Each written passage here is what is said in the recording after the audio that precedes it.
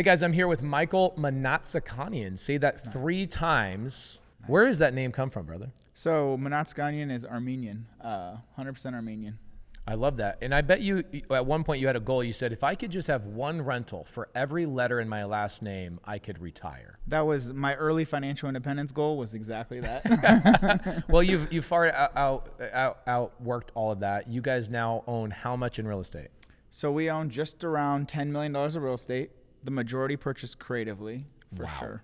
Yeah. You and your partner, who is on the other side of the country as you, right? Yes. So I have 2 business partners. I have Adam Catledge, my love him. Yep, retired Marine vet. So he lives in South Carolina now. We met in San Diego in a SubTo event.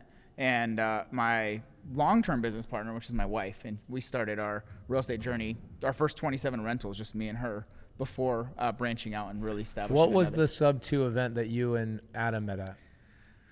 We met at a, just like it was one of the San Diego bar events. You mentioned that we should, you said, next event. Was I there? Yeah, you were there. You said, next San Diego event that we have, I want to do it in one of your guys's, like I want to do it in a SubTo member's property. And we were all talking in the parking lot for hours. I remember this. This was a blast. We had, this is also where I met Angela Wayne.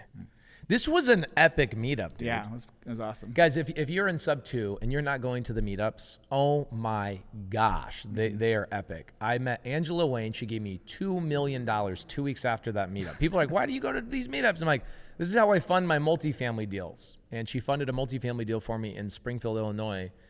That was an epic meetup. We hung out in the parking lot until like 11, 12 o'clock at night. Mm-hmm. The bar says, get the hell out of here. Mm-hmm. And we still hung out. Yeah, we got the hell out of there. We just went into the parking lot for the next couple hours. Right. It was epic. So you and your partner met there.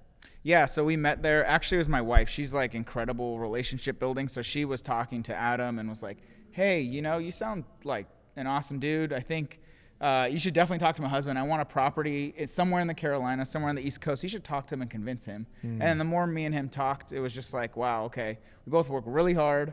He was somewhat newer to real estate, but he was an action taker, doing creative deals, never bought real estate, and then jumped headfirst into wholesaling, doing creative deals. And just the work ethic, waking up every morning at 3 a.m. to be on the treadmill and listening to the Zoom calls, was like, all right, this is definitely a guy I want to align myself with. Now, I know Adam and his husband live in the Carolinas. Mm-hmm. Beaufort, why South were they in San Diego? They were stationed there. That was their last duty station in San Diego. Before Caesar got transferred to South Carolina. Things happen for a reason. Things happen for a reason. So what was your guys' first deal that you guys did together? The first deal we did together was just a straight up SubTo. It was a pre-foreclosure. We walked into 100. There should be a t-shirt named straight up SubTo. It's like a straight up SubTo, because there's so many iterations of creative finance deals that if I really look back at just straight up SubTos, I probably have only done 30% of my portfolio of straight up SubTo deals. Mm-hmm. I'm glad that you made sure that we know that it's just a straight up SubTo. Yep. So no seller finance, no seller finance. Did the seller get some cash?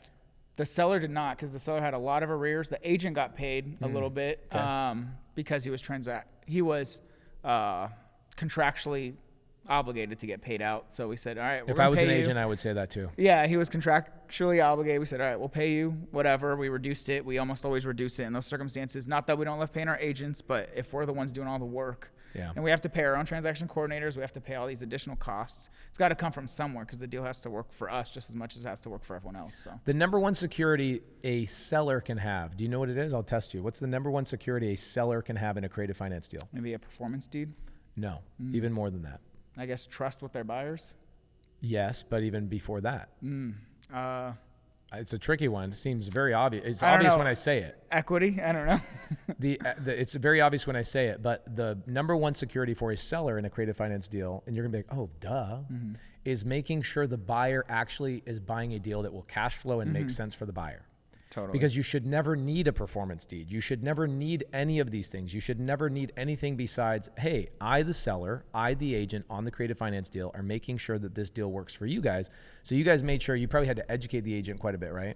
Yeah, a ton. It's almost always an uphill battle until there's so much motivation on both the seller and agent side that it's almost the only option for them. But a lot of the time it takes a lot of work just to get to that point. So it was a SubTo deal. What did you guys end up doing with that straight up SubTo deal? So that straight up SubTo deal, we bought it, walked in a bunch of equity, first time raising second time raising capital actually, but this time with a private money partner who we brought on to own the deal with us, which was awesome. He paid all of the entry costs. He jointly owns the property with us.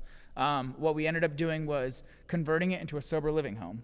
So basically, instead of us operating a sober living home, we found a nonprofit organization that does exactly that. And we just rent the property out to him at a slight premium, but he gets to make a bunch of money and take care of his people way better than we ever could. So some of the people that are new to my YouTube channel, when you go very quickly over things that you and I understand as common language, they then go in the comments, they go, how did he fund the deal?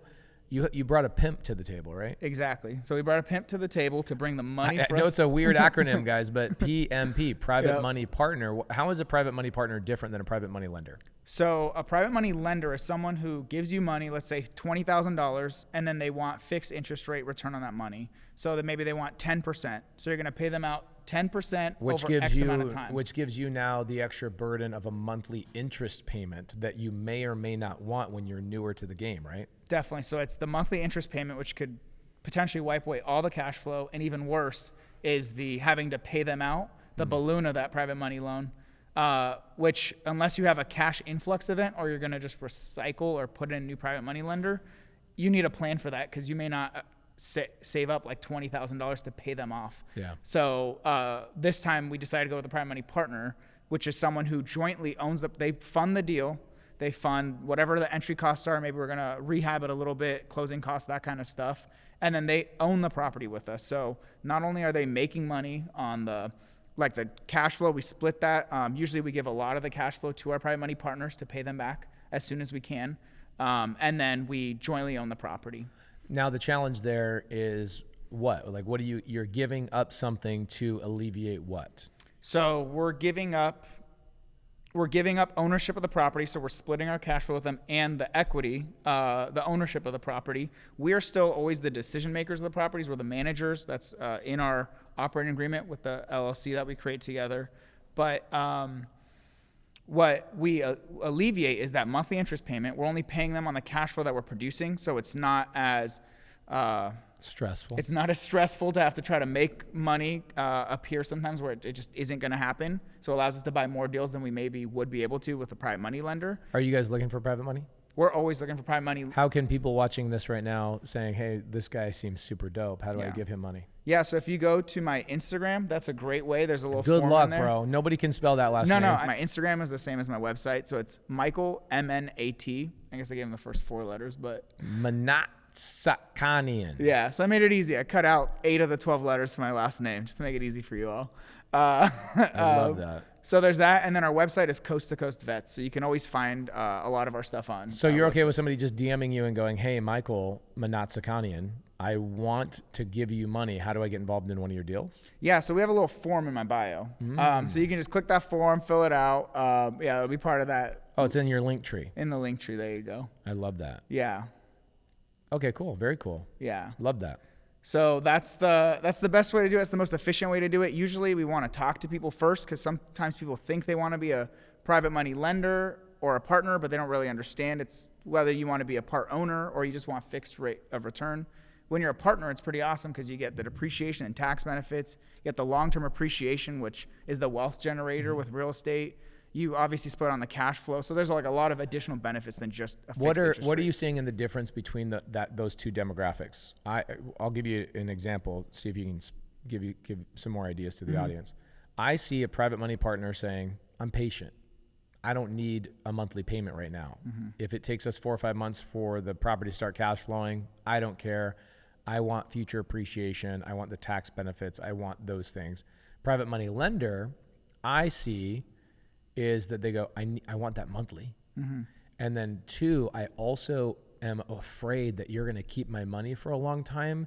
And just in case I get my own deal in the next 3 months, I want to be able to call you and say, Michael Mnatsakanian, give me my money back. If they say it that perfectly, I'd give them their money back. Oh, but, dang. He's going to hey, make you earn it. I tried to, anytime we're doing a deal with a seller, even when we're contractually obligated to close, if they decide, hey, we don't feel comfortable moving forward with a creative deal, we don't like to force people to move forward with a contract if they're not comfortable with it. Same with lenders. As long as they give us enough heads up, we're happy to roll them out and find someone else that wants to work with us. That's not a huge concern, but we just like a little time because we don't like to be pressured. 30 days is like minimum on me too. Like even though we could do it at this point within a day or whatever, 30 days is appropriate, right? And so yeah, that's anything that you see different in those two avatars of a private money lender, private money partner that I didn't say?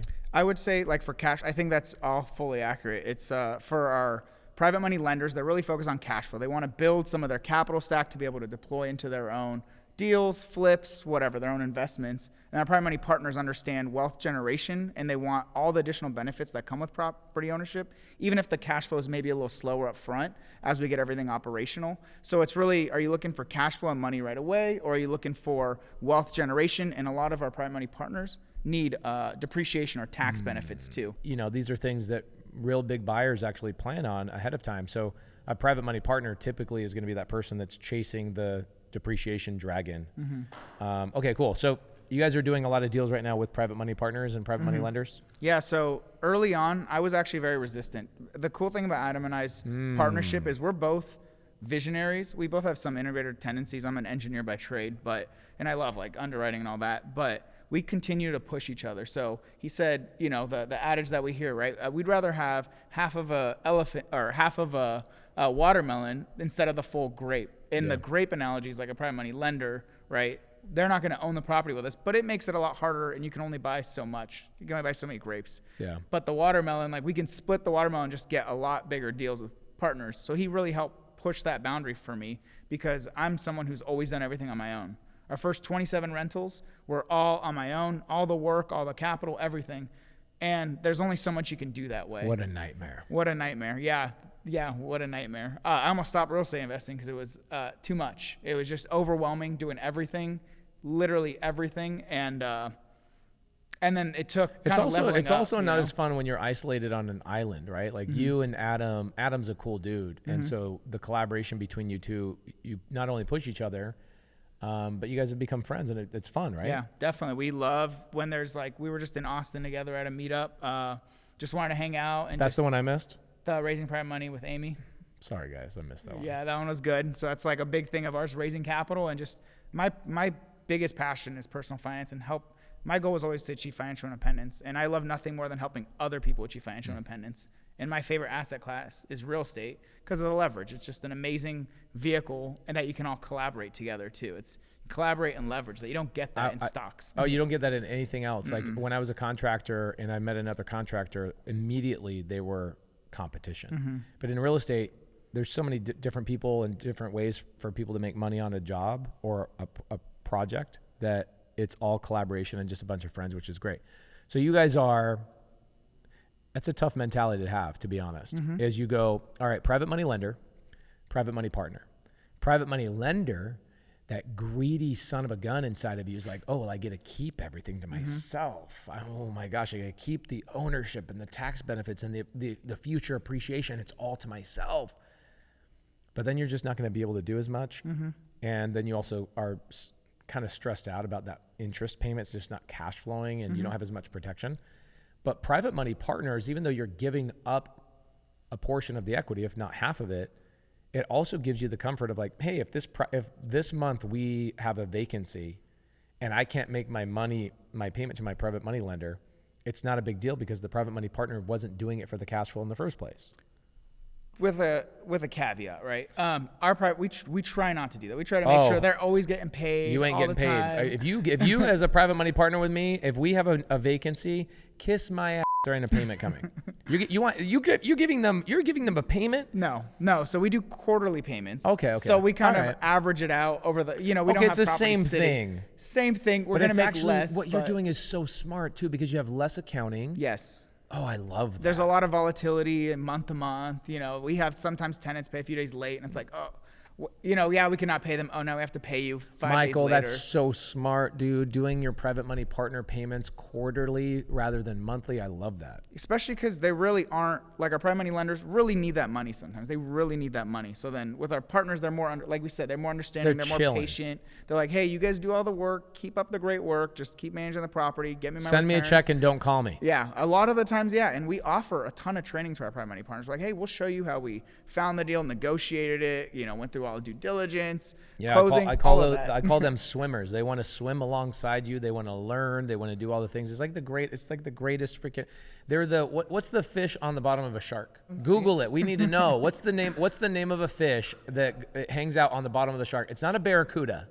But it is a symbiotic relationship, Yes. just like that. Yeah. So it really works out, and it's more exciting because it makes relationship just more fun. It's back to being a team sport, which Let's I see really how like. fast. Let's see look how fast she is. That diamond ring's slowing her down though. That's the remora fish. There we go. Your private money partners are like remora fish. With money. They give you security. That you give them security because you're the bigger animal. You know the things. You're ahead of them. They get a feed off of you, which is awesome, and they're protected by you because remora. I'm gonna start calling my private money partners remoras. And it's awesome because like we're not like really abundant like mindset, especially being a part of this community. Like abundance, collaboration, all that is so valuable. And that's kind of how we think about it. We're like, hey, this could be the roadblock that you need just to be part of one deal to then understand it to do your next deal. Paradigm shift, right? Yeah, totally. They just need proof of concept, and I needed proof of concept too. Oh, we all do. Yeah.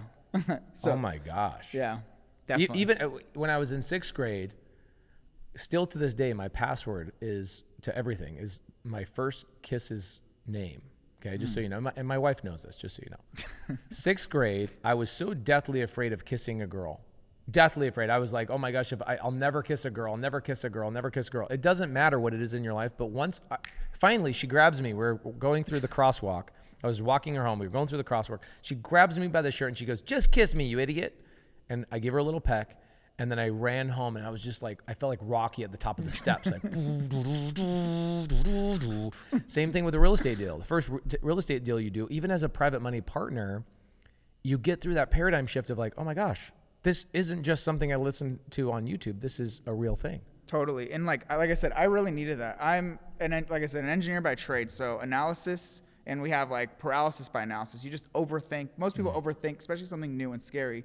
So it took me 2 years of learning about real estate, watching Bigger Pockets, reading that stuff, underwriting a bunch of deals, joining a RIA, which was my first step really was being around a real estate investment association and really seeing other people doing that proof of concept and then learning. But you can join things and learn, but you'll never own property that way. You have to start taking action. For me, the paradigm shift for me was house hacking a small multifamily. And that was like the proof of concept I needed to say, wow, this real estate thing can work. And that, like, for me, is I try to be that for as many people as possible. Like, that's why I try to give back so much to the SubTo community. Yeah, and you do. Yeah, I really, really try to, like, help people get their first deal because, like, it really is that, just that unlocking. That it's the floodgates. Once that thing pops, it just keeps going and going and going. And, in fact, what it is people go, oh, wait, that was it? That's all I had to do was just, like, do these 3 things instead of just listen and consume? It's honestly harder to listen and consume to everything. Honestly. I know, dude. I know. So how are you guys finding your deals right now, you and Adam?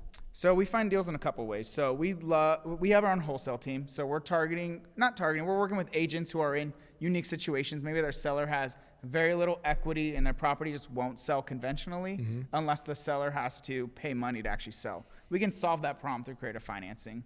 There's properties that have been sitting for a long time because they're overpriced. So we work on those more seller financing. They have the equity for it. I love how, it's interesting. The first deal that you and Adam did together, you walked into a deal where there were arrears that you caught up on. The agent got paid a little bit of money, but you also walked into a significant amount of equity, which also highlights the mentality of somebody who's going through foreclosure. It's like the total ostrich with their head in the sand. I have equity in my house. I'm not going to go and put it on the market when I should have. I'm going to wait until I have got a significant amount of arrears. Then I'm going to do something last minute to try and save myself. That's exactly what it was. Just too late. It was too late. There was no other. They were going to go into foreclosure, and that's the cool thing. The question people are going to ask is on this deal. I was leading into is this question: why would the seller have sold a SubTo deal to you with all that equity? What was the mentality that got them there? Because they didn't have the money or the resources to know what to do about the situation. They were on the path of losing their property. We had to put a significant amount of money for their property not to go to auction. And once your property is in foreclosure, you're pretty, it's pretty disastrous for them credit-wise. Like, they don't want to have the credit hit and have to go maybe potentially declare bankruptcy and be ruin their credit for 7 years. So they thought, hey, this is at this point the best case scenario for me. I think we gave them like a little bit of money just to help them with their moving costs, but it wasn't like nearly what their equity was because we had to pay so much to catch up. So, I mean, that's kind of the position they were at that point. And they wanted to just move. So they really didn't even want to think about a property that they're no longer around. I think one of the paradigm shifts that you probably had to have in your first 27 deals, especially now that you're focusing on creative finance, is that the people who are letting you take over their mortgages with creative finance are not you. Yes. And so you invent these reasons why they shouldn't do it. Like, why would you sell a house to me subject to and leave all this equity in place? And a lot of people I'll see will talk themselves out of a deal. They're like, wait, why wouldn't you have just kept this deal yourself? Most of the deals you guys are buying right now, you and Adam, and putting in your portfolio probably are very similar in the sense that the sellers were the opposite of you. They're just like, I don't want to be a real estate investor. I don't want to deal with this situation. Is that what you're finding in all your deals? Yes, so that's a lot of the time. And it's like sometimes they just, one mistake after another happens and it's too late for them to correct it. Or, yeah, that's really what it is. A lot of times they could do what we're doing, right? We're doing nothing different if we're buying their property subject to. It's the same mortgage that they already have, but they don't want to invest the time and resources to setting it up as maybe a multi-unit now or a short-term rental or something. Or they don't have the mindset of, I want to be a landlord. That too, especially if they're moving. They really don't want to deal with it. And I understand that, like, to each their own, like, well, I mean, think about how hard it was mentally for you to get your first deal, how hard it was for me mentally to get my first deal. It took me 7 years.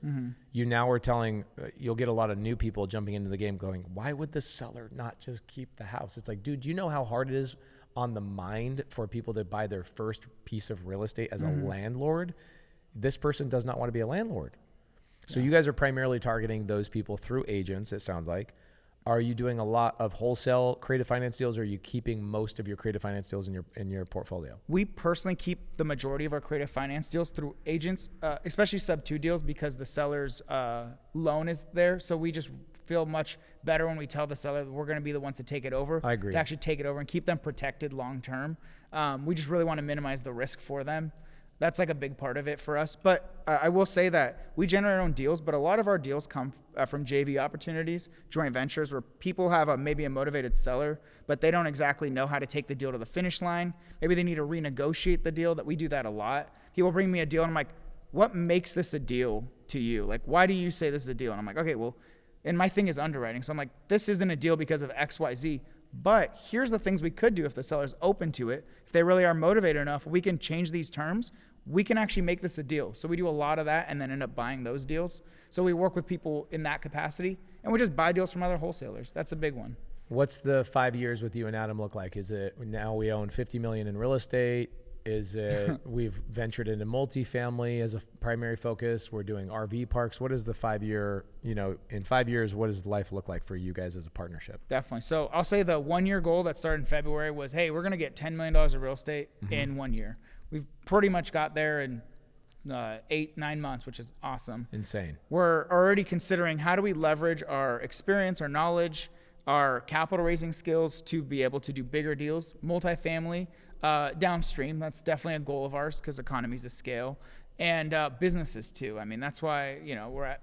That's why we're here. We're learning about it. Yeah. I mean, Adam's already bought a business creatively. I've bought commercial properties creatively, so there's a lot of opportunity there. There's a lot of problems to solve, especially over the next couple years. I personally think that the glory days of creative finance start January 1st of 2024 and will go for solid 48 months. We have everything that we felt so far has been a warm up to that. I think it's going to be the glory days, and we'll look back in like 2035 and go, remember when 2024 to 2028, everybody just raked in tons of properties, bought businesses. We're seeing it right now. We're seeing pinches on business owners. Cody and I just bought another business creatively a couple days ago. The business nets $700,000 a year, and we're buying it 0 down. Are you and Adam wanting to buy more businesses together? Yes, definitely. Or do you think the proximity in the sense of like, okay, it's easy to own real estate together virtually, but now he's in the Carolinas, you're over here. Is that going to be an issue owning a business virtually, or are you not worried about that? We're not really too worried about that. What we're doing right now is really leveling up our systems and like being able to hire the right people and delegate more so, because there's so much you can do. We call it like being a really successful hobby in the sense that we're kind of wearing a lot of the hats still. We're slowly starting to delegate out tasks. Once we get that really systematized. What's a task you need to delegate right now? So like, as ridiculous it is, we were doing our own finances. They're all ridiculous. Yeah. Bro. So we're like, okay, we need a bookkeep. Like we have property management in house. Adam loves to manage short-term rentals. He just loves that hospitality side of things. I could care less for it. So let's get him support. Let's find him an assistant that can help support him on the management side. If he wants to still oversee it, we can do that. So really just outsourcing a lot of the repetitive tasks that are not the highest and best use of our time, which is finding great deals, underwriting them, and then bookkeeping is a hard one, because bookkeeping is one of those things where you feel as if it's an expense that doesn't bring any more money back. Right? It's like, well, hold on. I'd rather spend the money on an acquisition person that's going to bring money back. Like they're going to be a golden retriever. They're going to retrieve the gold. Spending money on a system that's not going to net you money immediately, it'll make your life easier. You'll definitely know where your money is a lot faster. You'll feel better. But that was probably a really hard one for you to delegate, right? It was, especially for someone like me who likes to have control and see all the numbers. But then it does become overwhelming as you add multiple properties a month. It's like, okay, we got to keep track of this and that. And I'm really not the specialist, and I'm good with numbers. I'm good with finances, but like we really want someone who's really deliberate and focused on that. And we just feel like they could do a better job. And it's like one of those things that just becomes so time consuming at a certain point that's going to be the ROI. Like, what can we do with that time that we're spending doing a non-money making task, but it's definitely taking our time away from money making tasks. So we're shifting our paradigm in that sense as well. So you're working on the systems, delegating those types of things. Adam is getting the short-term stuff off his plate. You got the bookkeeping and those types of things off your plate so that you guys can build better systems so that you can go buy businesses with creative finance. Yeah, definitely businesses. And what I've noticed a lot of times, especially with, let's say, retired landlords or seller finance deals, they are typically they don't just own a property. They typically own multiple, or they own a business. Yeah. Sometimes we're talking to people who own the real estate and the business that it's in. So it's like, we really want to be able to have the skill sets for all of that. But we see the significant benefits of business buying, and something that we talked about at the mastermind, right? You should be really focused initially on accumulating as much cash flow and monthly income as you can, and then leveraging real estate, especially larger multifamily, to help offset all the tax hits. So we're really just trying to focus on the blueprint. Yeah. You got me pumped. I want to go buy some real estate right now. I don't know about you guys. I don't know. Well, we got a live audience here. We got some magical people here with us today. Thank you guys for joining us, giving us the positive energy. I love it. I love every bit of it. Michael Mnatsakanian. There we go. If you haven't guessed how to spell it, then you might not be a private money lender. Because if I was a private money lender, I would have gone over to his Instagram and been like, yo, let me fill out the form. I want to give you money. I want to be involved in a deal. I want to switch this paradigm in my mind. I want to get involved and get some traction. Anything else you need in your business that maybe everybody watching on YouTube land can give you? Yeah, so I mean, I say there's 3 real ways that we kind of add value and share value with people, and one of them is lending. We discussed that, whether you want to be a private money lender, maybe sometimes not even our deals. We can help you put your capital to work in someone else's deal. We don't always have a surplus of deals, so we can make that happen. Opportunities to learn from us. So we have our wholesale team. We try to educate and help people as much as we can. JV opportunities if people need to get deals to the finish line, and then sometimes we just don't have the bandwidth to buy every single property that we generate or that we know is a good deal. So we're always looking to help people buy their next deal. So we just dispo or sell deals to people as well. I love it, guys. Follow Michael Mnatsakanian on Instagram. That's Michael, spelled the way the angel spelled. There you go. Michael M. Nat. M-N-A-T on Instagram. Go DM this man. He's amazing. He's done a bunch of other great podcasts. You guys can go see him on other podcasts. Just Google his name and he'll pop up in YouTube. If you guys want to see more with him, thank you, brother. Appreciate you. Hey, thanks, Pace. I appreciate everything you do for us. So I don't do enough. I'm trying harder. I'm trying to work harder. Thank you guys so much. Later.